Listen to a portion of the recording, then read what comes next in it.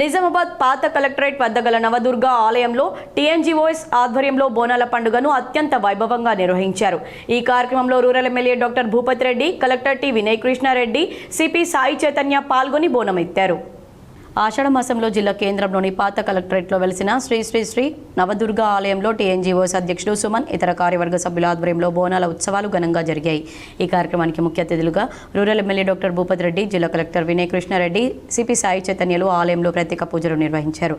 ఈ సందర్భంగా వారు మాట్లాడుతూ జిల్లా ప్రజలు సుభిక్షంగా ఆనందోత్సాహాల మధ్య ఎలాంటి అనారోగ్య సమస్యలు తలెత్తకుండా పాడి పంటలతో సుభిక్షంగా ఉండాలని వారు అన్నారు. టీఎన్జీఓఎస్ వారు ప్రతి సంవత్సరం నవదుర్గ మాత ఆలయంలో బోనాల పండుగ నిర్వహించడం ఎంతో శుభ సూచకమని, అమ్మవారి దయతో వివిధ శాఖల్లో పనిచేస్తున్న ప్రభుత్వ ఉద్యోగులు, వారి కుటుంబ సభ్యులు అవరోధాలు లేకుండా ఎలాంటి మహమ్మారులు రాకుండా కోరారు.